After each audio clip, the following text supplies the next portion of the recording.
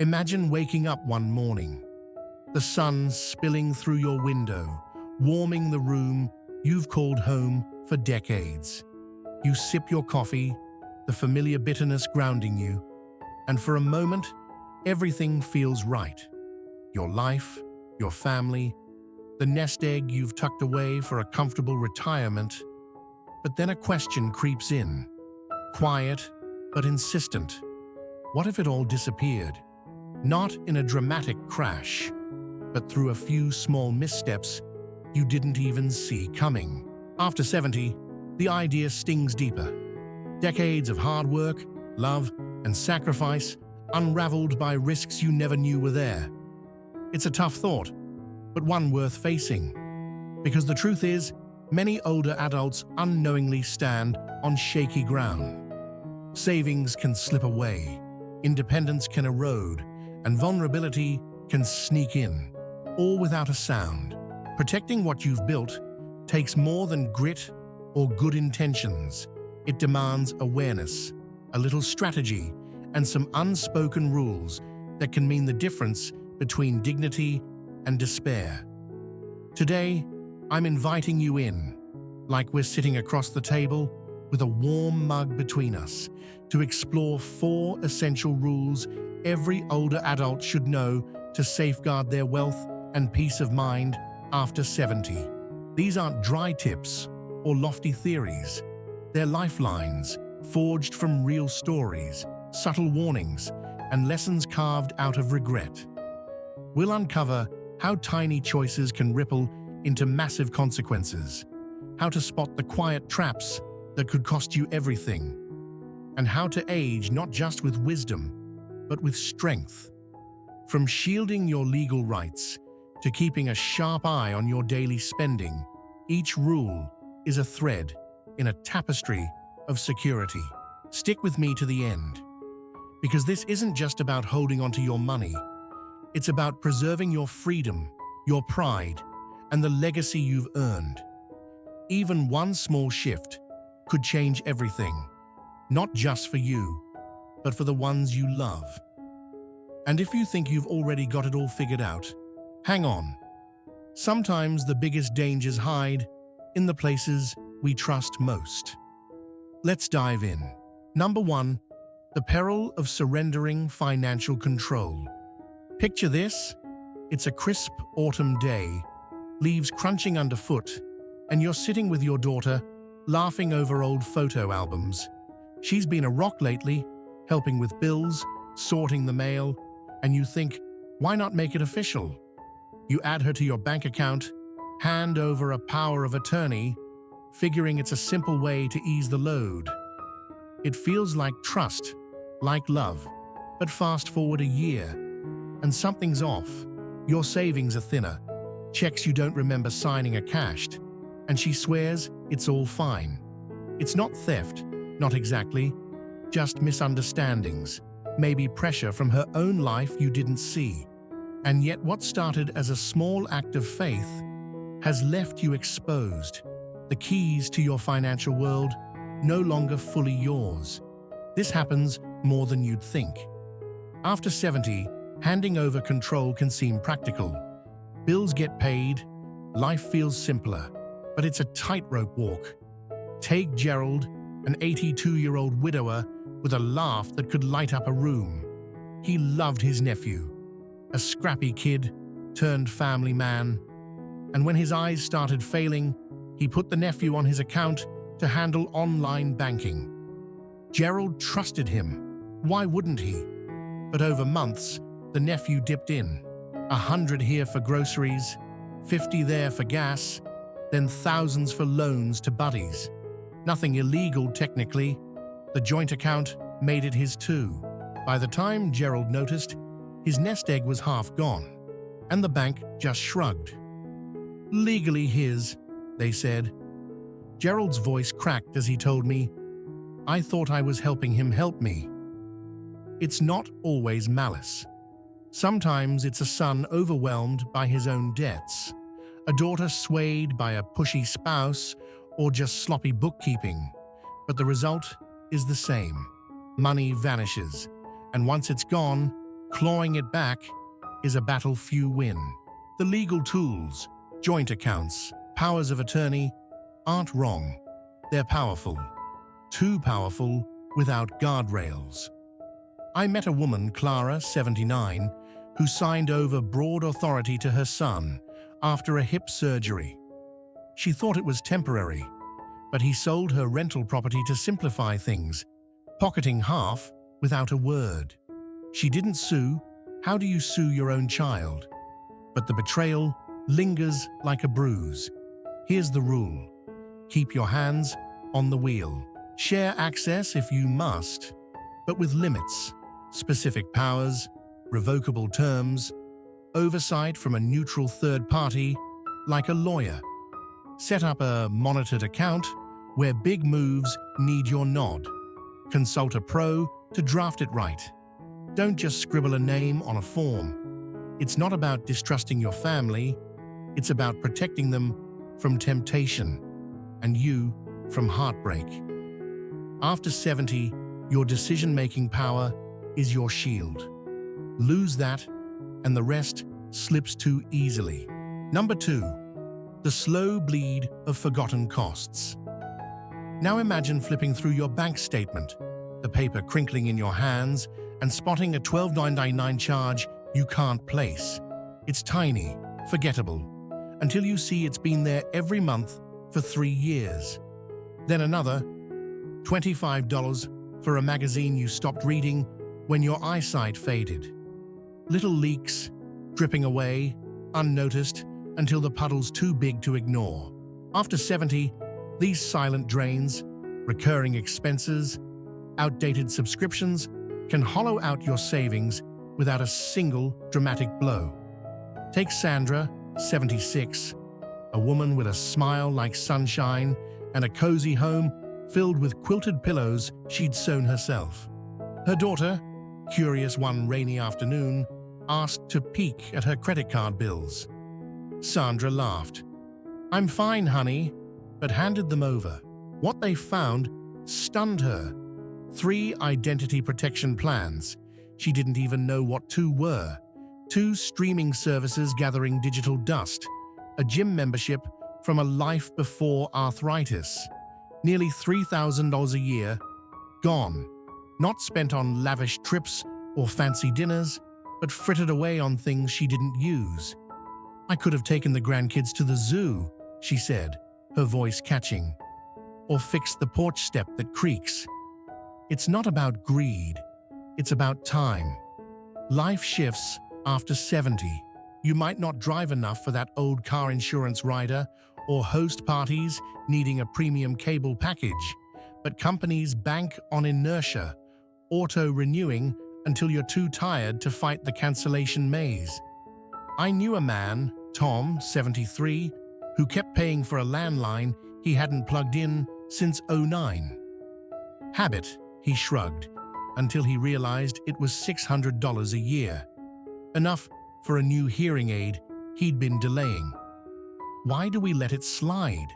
Change feels daunting. Routine's a comfort, even when it's costly. Digging into statements or calling customer service, those endless press 1 menus, feels like a chore. But letting it be chips away at more than money. It gnaws at your peace. That nagging sense of, where'd it go? The fix is simpler than you think. Sit down with a cup of tea, a trusted friend if you like, and comb through every line. Cancel what doesn't spark joy or purpose. Apps can sniff out subscriptions now too. Just a few taps. Every dollar you reclaim is a victory, a chance to fund a meal out, a gift, a moment that matters. It's not just savings, it's control, a quiet rebellion against waste, keeping your hard-earned life yours. Number 3, the strength of multiple streams. Ever wonder what it'd feel like if the ground shifted under you? Not a quake, but a slow tilt? For many after 70, that's relying on one income stream, Social Security, a pension, steady until it isn't. Taxes climb, meds get pricier, inflation nibbles at every dollar. Suddenly, enough isn't, and the tightrope wobbles. Diversifying your income isn't just smart, it's a lifeline, a way to stand firm when life leans hard. Meet Frank, 74, a retired teacher with a voice like gravel and a love for whittling wooden birds.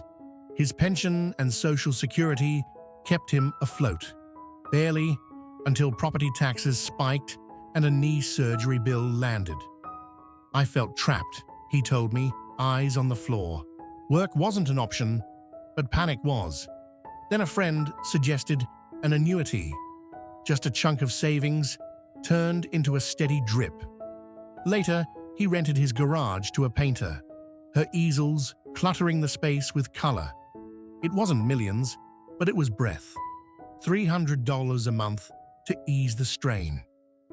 I sleep better, he grinned, showing me a sparrow he'd carved. You don't need a fortune or a finance degree. It's about options, a small rental, a hobby-turned-side gig, a safe investment with a pro's advice. My neighbor, Lila, 71, started selling her knitted scarves online. $50 here, $80 there. It's not the money, she said, needles clicking. It's knowing I've got something else. Even modest streams, $100 a month, can cover pills or a grandkid's birthday cake. It's freedom, not wealth. Why hesitate? Too old, some say, or too tricky. But it's not. Rent a room, teach a skill, sell old treasures, simple moves, big impact. When Social Security lags or a pension check shrinks, you're not helpless. You've built a net, woven from your own ingenuity. It's empowering, a quiet roar. I'm still here, still strong. After a lifetime of work, you deserve that. Not fear, but resilience. Number 4, the trap of dusty plans. Close your eyes and picture your will, scribbled years ago when the kids were small, the ink fading on yellowed paper. You meant well, your brother as executor, a chunk for an old flame you've long forgotten. Life moved on, but the document didn't. After 70, an outdated estate plan isn't a relic. It's a risk, a ticking clock that could unravel your wishes and leave your loved ones lost. Harold, 81, learned this the hard way. An engineer with a mind for detail, he'd drafted his will at 62, naming his big brother and an ex-girlfriend from a fleeting romance. 20 years later, his brother was gone, his kids were his world, and the ex was a stranger. He died unexpectedly, and that old insurance policy? It paid her $20,000, while his daughter fought probate for crumbs. I forgot, he'd said once, chuckling. No one laughed after. It's not rare. Life twists, marriages, deaths, new homes, but papers stay still. Beneficiary slips on accounts. They trump wills, sending cash to ghosts if you don't check. I met Ellen, 77, whose ex-husband got her IRA because she never updated the form post-divorce. Her son's face, when he found out, pure shock. I didn't know, she whispered. Courts don't care. They follow the ink. Avoiding it's human. Death's heavy, legalese is a slog. But updating isn't grim. It's love. Grab your will, your trust, your account forms. Read them. Wrong names, old assets. Fix it with a lawyer's eye. Tell your family what's what. No guessing games later. It's not a chore, it's a gift. Ensuring your legacy lands where your heart does. Peace for you, clarity for them, that's worth a little paperwork. Final thoughts. Take a breath with me now. We've walked through 4 rules: guarding your control, plugging leaks, weaving income nets, dusting off plans. Which one hit home? Maybe Gerald's trust stung, or Sandra's subscriptions sparked a memory. These aren't just tricks. They're a foundation, a way to age with your chin up, your spirit intact. Growing older doesn't mean fading. It means wielding the power you've earned, one choice at a time. You've built something beautiful. Work, family, a life. Small steps, a bank review, a lawyer's call, can shield it. It's never too late. Act today, even just one tweak, and feel the ripple. Security, not just for you, but for those who'll carry your story. You're not done shaping your future. Let's keep it yours. Number 5, the power of asking questions. Now, let's sit a little longer, the steam still curling from our mugs, and talk about something new, the strength in curiosity. After 70, it's easy to nod along, to doctors, bankers, even kids, assuming they know best. But what if they don't? What if a question, simple and bold, could catch a mistake, save a dollar, or reclaim your voice? Too often, we let silence steal our power when asking why or how could light the way. Take Maggie, 78, a retired nurse with a wit sharper than her old scalpels. She'd always trusted her financial advisor, nice guy, slick suits, until a gut itch made her ask, "What's this fee?" Turns out, he'd shifted her savings into a fund with high costs, skimming thousands over years. "I just assumed," she said, shaking her head. One question later, she switched advisors, saved $4,000 annually, and bought a new recliner she'd been eyeing. "Feels good to sit in my own victory," she laughed. "It's not about distrust, it's about owning your story." My Uncle Ray, 72, nearly lost his home to a shady reverse mortgage deal. "Sounds great," the salesman purred. Ray, quiet guy, asked, "What's the catch?" The guy squirmed, and Ray walked away, house still his. Questions aren't rude, they're armor. Ask your doctor why that pill's pricier than last year. Ask your bank what service charge means. Ask your family how they'll use that power of attorney. Answers clarify. Silence muddies. Why do we shy away? Fear of looking foolish, maybe, or tiring out. But every "can you explain" is a step toward control. Maggie started small, queried a grocery clerk about a sale, then tackled her insurance. "It's like flexing a muscle," she said. "You've got wisdom, pair it with curiosity. It's not just money you save, it's dignity, agency, a life shaped by you, not for you. Ask and watch the world bend a little your way."